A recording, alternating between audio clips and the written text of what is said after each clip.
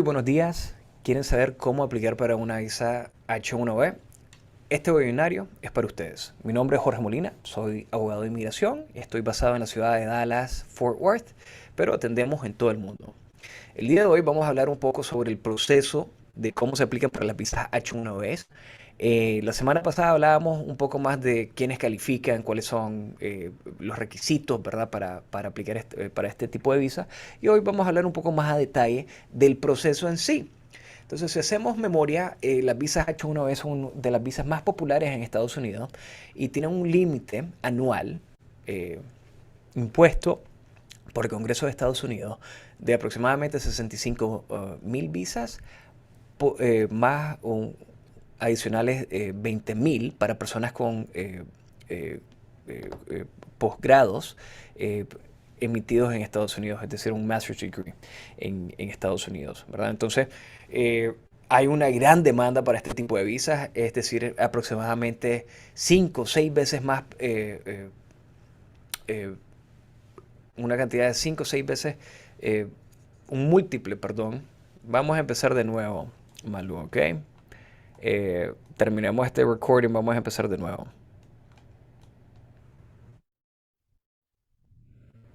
Muy buenos días. ¿Quieren saber cómo aplicar para una visa H1B? Este webinario es para ustedes. Mi nombre es Jorge Molina, soy abogado de inmigración basado en la ciudad de Dallas, Fort Worth, pero atendiendo a nivel mundial. El día de hoy vamos a hablar del proceso de cómo se aplican para las visas H1B. La semana pasada hablábamos un poco más de temas generalizados de este tipo de visas, quiénes califican, cuáles son las categorías que tenemos que llenar, ¿verdad? Hoy vamos a hablar un poco más a detalle del proceso en sí, de cómo se aplica. Y si hacemos un poco de memoria, hay aproximadamente 65 mil visas disponibles para personas interesadas para las H1B, más adicionalmente 20.000 para personas con master's degree, o sea, un título avanzado para personas ingresados o egresados de una institución de Estados Unidos, es decir, una universidad o ese tipo de cosas, ¿verdad? Entonces, un total de aproximadamente unos 85.000 al año. Pero aplican entre 300.000 a 400.000 personas todos los años para este tipo de visas. Entonces tenemos una demanda 5 o 6 veces más alta de lo que tenemos disponible. Entonces, para manejar esta alta demanda, ¿qué es lo que han hecho las autoridades de inmigración? Bueno, hemos tenido una lotería todos los años, ¿verdad? Para determinar quiénes califican. Anteriormente, ahora en retrospectiva, es una locura cómo se hacía anteriormente. Hasta hace un par de años se cambió. Pero básicamente todo el mundo mandaba las peticiones al mismo tiempo. Y para estar en inmigración el 1 de abril. Entonces llegaban cientos de miles de paquetes a una oficina de inmigración en California y ahí hacían el sorteo de la lotería. Y luego, si no eran seleccionados, todos esos paquetes se enviaban de regreso a todas las personas que mandaron, que estaban interesados en pedir. Entonces, era interesante porque no podías mandar la petición eh, mucho tiempo anticipado, si no lo regresaban. Y si se pasaba el tiempo, se caían las posibilidades de poder clasificar para la visa.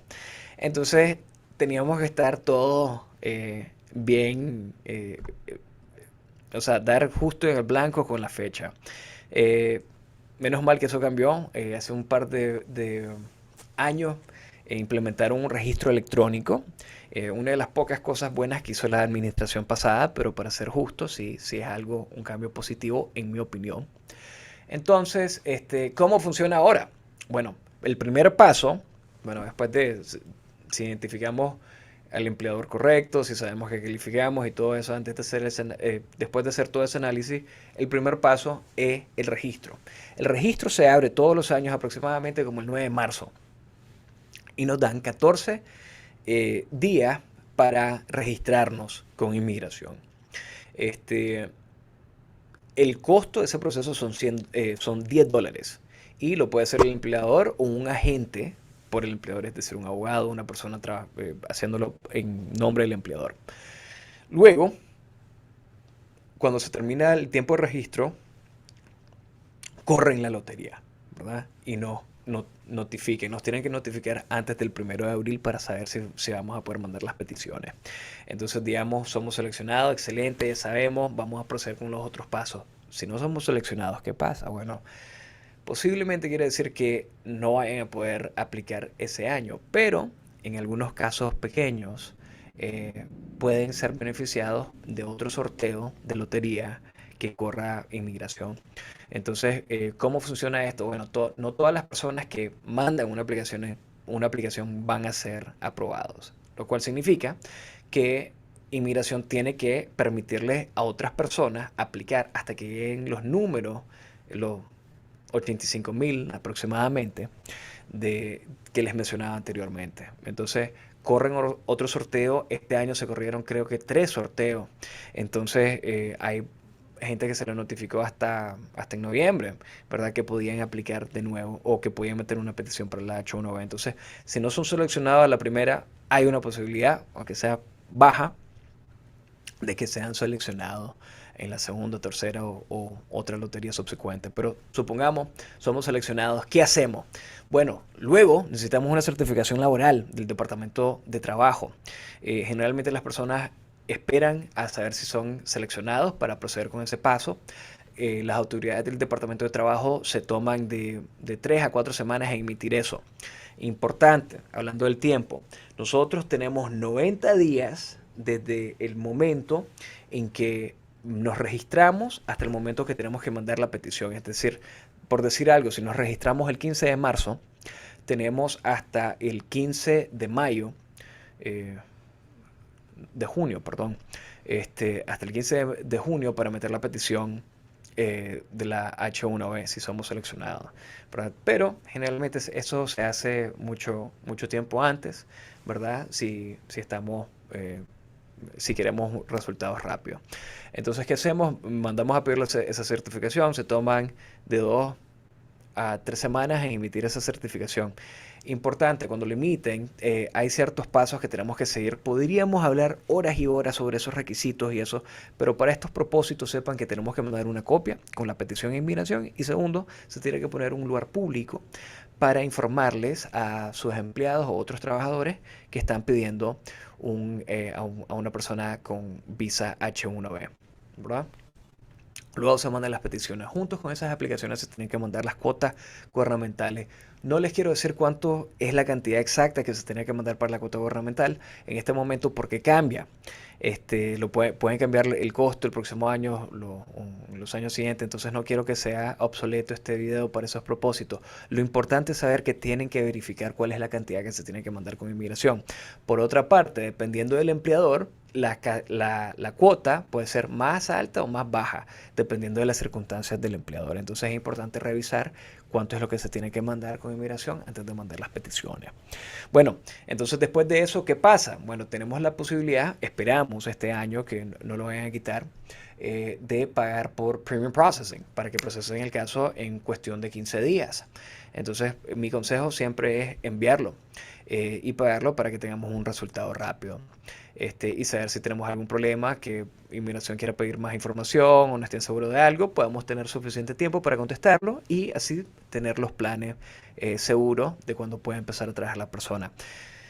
Las peticiones que se envían en abril o a partir de abril del 2022 es para empezar a trabajar el 1 de octubre del 2022, o sea, el primer día del año fiscal del 2023 del gobierno federal de Estados Unidos, ¿verdad? Entonces ese es el primer día hábil. Entonces, ¿qué pasa si estamos en una categoría, digamos, con una visa turista que se nos expira nuestra estadía en Estados Unidos el 1 de junio y fuimos seleccionados para la petición, pagamos por el Premium Processing, nos aceptaron todos, lo aprobaron todos, pero el cambio de estatus está pendiente y nuestro estatus cambia el 1 de junio. Dependiendo de las circunstancias, podrías tener una situación a donde se han quedado sin estatus en el país.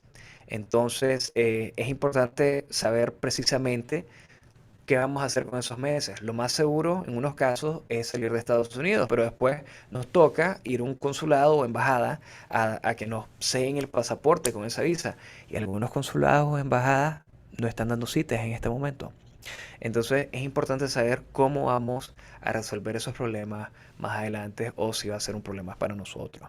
En otros casos, si tienen una visa de estudiante y estamos haciendo un cambio de estatus, se puede breach, es el término que se usa, o sea, ser un puente de, de una categoría a otra, pero realmente depende de sus circunstancias. Si ustedes tienen un problema, no un problema, pero una preocupación al respecto, contáctenos y con mucho gusto podemos hablar al respecto. Este, importante, ¿verdad? Entender que todos estos procesos y eso se tienen que hacer a través del empleador, lo cual me lleva a la pregunta principal que recibimos respecto a esto. Entonces, en, para nosotros la temporada de las visas H1B empiezan más o menos en diciembre, enero, así es cuando, ahí es cuando empiezan a hacer las preguntas, quieren saber cómo hacer estas cosas, cómo trabajar y todo eso. Entonces, la temporada para este tipo de visas ya está empezando para nosotros. Y le pregunto siempre que la pregunta principal que tenemos, ¿qué es lo que debo hacer? ¿Cuál es el primer paso? Entonces, si una persona, si es el empleador que está, perdón, el empleado o el posible empleado el que quiere hacer la pregunta, lo que les decimos, tenés que tener un empleador, alguien te tiene que patrocinar para hacer este tipo de este trámite. Entonces, ese es el primer paso, identificar quién los quiere pedir y quién está dispuesto a seguir estos procesos. Claro, todos estos costos, el costo de las aplicaciones, tarifas legales, lo que sea, tiene que correr por ley, por el empleador, no el empleado. El empleado no nos puede pagar y no se le puede imponer el costo más tarde de otra forma. Y si tenemos preguntas de los empleadores, nos dicen, bueno, ¿cómo empezamos esto? Bueno, vayámonos preparando, recuperando los documentos que vamos a necesitar, eh, eh, statement financieros, planes, contratos, y entender bien cuál es la posición que se necesita en la empresa. Entonces, esos son los primeros pasos. Si tienen alguna duda, pregunta, quieren empezar al respecto, contáctenos. Siempre nos pueden llamar al 469-708-5800. De nuevo, 469-708-5800. O nos pueden mandar un correo electrónico al info@jmolinalawfirm.com. De nuevo, info@jmolinalawfirm.com. Bueno, mi nombre es Jorge Molina y sería un placer ayudarlos con este proceso. Saludos.